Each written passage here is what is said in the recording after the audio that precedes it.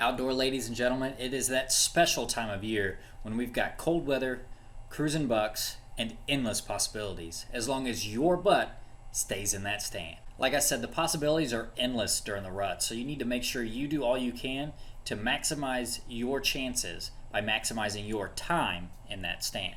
Like all internet hunters like to say, you can't kill them from the couch. I used to have a horrible time staying in my stand all day. I still know plenty of people who do. I mean, whether it was being uncomfortable or cold or hungry, and there was always something pulling me back to camp. So here are 5 things to help you fight that urge to run to the comfort of your truck or camp and catch that buck cruising during the middle of the day. So the most important thing to keep in mind to push through those uncomfortable long sits is confidence. Now, I'm not talking about that self-confidence you have to have, to feel good about yourself. I mean, you should have that anyway, but I'm talking about the confidence in your stand.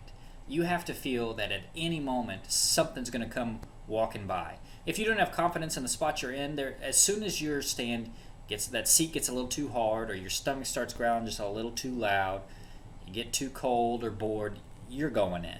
Now, having confidence in your stand is something that develops over the course of the year leading up to the rut, to the time when you are going to sit all day. Hopefully you've done your scouting, or maybe it's through trail cameras, or you look at the maps, or you know that there's bedding over the next ridge, or there's food a couple hundred yards that way, and you know this is a well-known travel corridor. If you're just going in blind and just hoping that you're in the right spot, sometimes you can get lucky, but hoping you get lucky is not something that's going to help keep you in that seat all day. So if the first key to pulling off an all-day sit is confidence, the second most important thing is comfort. If you can't relax in your stand, it's going to be a really, really long day. Your tree stand should be so comfortable that you are fighting to stay awake in it sometimes. Not that I recommend that you fall asleep in your tree stand, but you have to be able to relax in it. If you can't relax in your tree stand, your muscles, your bone, everything is going to just complain and ache and just want to push you to get down out of the tree. That's why I like a tree stand that's got a good backrest. And if it doesn't have a backrest, I'll buy one of those attachments that goes on the tree just to give me some kind of lumbar support. That lumbar support helps so much. So along with some kind of lumbar support, some kind of backrest, a thick cushion is literally going to save your behind on those really long sits. Staying warm is also a crucial part of being comfortable. We talked about staying warm in a couple videos ago, and I'll put that up here somewhere. But staying warm is going to keep you in that stand longer. And not only that, but shivering is just going to wear you out quicker, and it's going to cause your muscles to ache. So make sure you're dressed right for the weather. So we talked about confidence, we talked about comfort, and the third thing to staying in that stand all day is fighting boredom. Boredom can wreck an all-day sit just as quickly as being cold or hungry can. While doing research for this video, I was really surprised at how controversial just being bored in your tree stand is. At least online anyway. I came across a couple forums where somebody had asked the question, what do you guys do to stay entertained while being in a tree stand during an all-day sit? And the answers were interesting. There was one guy who suggested that he said he does something very inappropriate for a tree stand, and I would think would probably be too much movement, if you get what I'm saying. Or maybe not too much movement for him. It was actually pretty funny, because right underneath the very immature joking one, I hope it was a joke, was one that was just downright, it was like the most egotistical answer to that question you could give. And it was rude, it was, there's no need to do that. The guy basically said, if you're bored in your tree stand, you shouldn't even be a hunter. Yeah. After I read that one, I was like, oh, he's that guy. Now, I am extremely happy for you if you are one of those people, if you're just infinitely entertained by squirrels and falling leaves and all the wonders of nature, and that's exactly what this guy said, word for word. Google it, you'll find it. But to say that somebody who gets bored in their tree stand shouldn't be a hunter is just ridiculous. So I immediately, I consider that in the same category as the guy is saying he does very immature things in his tree stand. They're both extremely ridiculous and stupid. Anyway, rant over. Now got me all messed up. So a lot of hunters get bored. There's nothing wrong with being bored in a tree stand. It happens to everybody. But the trick is to find something that keeps you entertained without taking at least all of your senses out of your surroundings. What I like to do during a hunt is listen to audiobooks. With an audiobook, and since it's just talking, the volume's low enough that you can still hear what's going on around you. It may dampen it down a little bit, but it's not completely gone.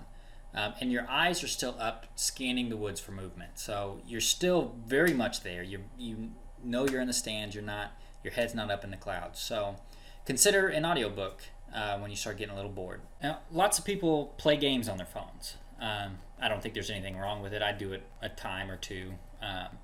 If I have the choice of playing a game on my phone or going inside because I'm so bored, I'm going to play the game on my phone. Whatever I need to do to stay in the stand is what I'll do.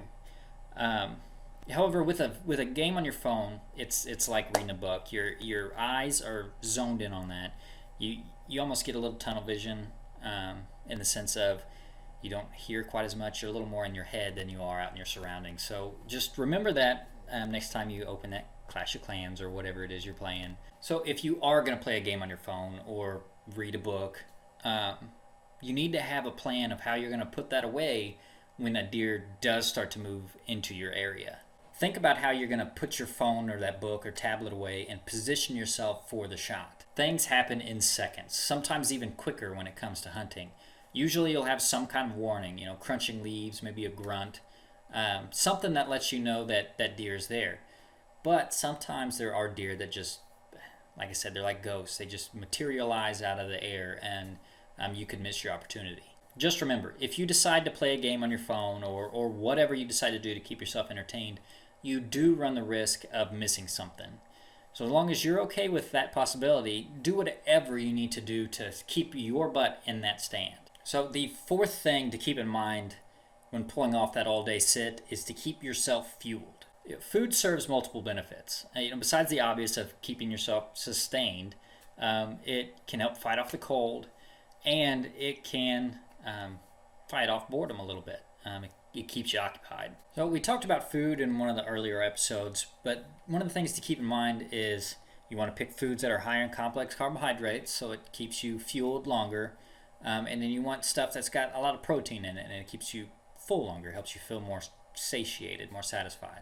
So pack things like granola bars, peanut butter crackers, trail mix, and jerky. So if the fourth thing to keep in mind is to keep yourself fueled, the fifth thing is to consider bathroom breaks. That food and water has to go somewhere. When you gotta go, you gotta go. I did a video on having to use the restroom during a hunt. I think it was the second video I did on this channel. So I won't go over all the options, but basically, deer aren't necessarily scared of urine in the woods, of human urine in the woods. Sometimes it's even a great attractant. The point is to figure out whatever it is you're comfortable with, and just do that. You're gonna have to go to the bathroom in the woods. I mean, you aren't gonna be able to sit for a sun up to sunset and not have to go to the bathroom at least once. If there's a scrape nearby, you could quietly climb down and go pee in that. So when the rut is on and the bucks are chasing, the more time you spend in that stand, the better chance you have of making something happen. So be prepared, stay comfortable, and above all else, make sure you pick a spot that you have a lot of confidence in. You have to believe that something's going to walk by, or there is no way you're going to stay in that stand once you get a little too cold or a little too hungry. So that's 5 things you need to keep in mind when pulling off that all-day sit. But I want to hear from you. I want to know what your tips are for staying comfortable or fighting off that boredom. just if you're the guy that left the inappropriate comment, I don't need your advice. I think we're good. So leave that comment below, hit that like button, and subscribe for more stuff. Here pretty soon we'll be doing some fishing stuff too, so it won't be all hunting. So as always, everybody, stay informed.